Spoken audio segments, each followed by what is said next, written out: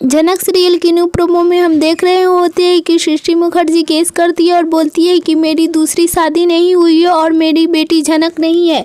और इसका केस लड़ रहा होता है अनिरुद्ध के पिताजी और सभी बोस परिवार और ब्रिजभूषण भी वहीं पे पहुंचा हुआ होता है। और यहाँ पे अनिरुद्ध के पिताजी बोलते हैं कि यहाँ पे जो सृष्टि मुखर्जी पे इल्ज़ाम लगाया जा रहा है वो बिल्कुल भी झूठा है, बल्कि सृष्टि मुखर्जी की कोई भी शादी नहीं हुई है। अगर वो इसकी शादी हुई होती तो इससे पहले कहाँ थी, जो 25 साल के बाद वो अभी बाहर आया है। और ब्रिजभूषण जी उसके पिता इसके पति नहीं है।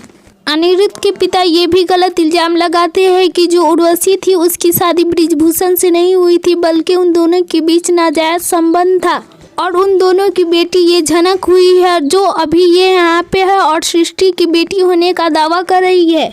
वहीं पे झनक खड़ी हो जाती है और बोलती है कि अगर आपको किसी के बारे में पता नहीं है तो किसी के बारे में आपको गलत कमेंट करने का हक नहीं है।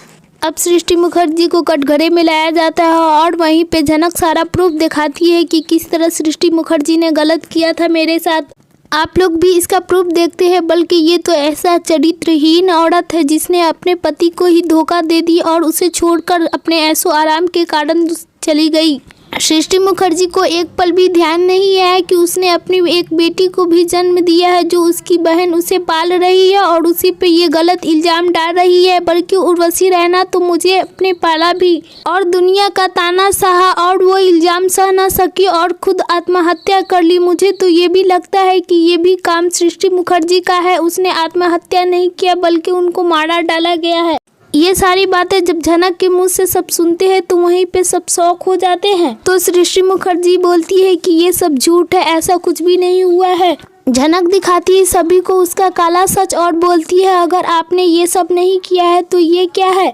आगे के अपडेट्स लेने के लिए हमारे चैनल को सब्सक्राइब करें और वीडियो को भी लाइक करें ताकि और आगे के अपडेट्स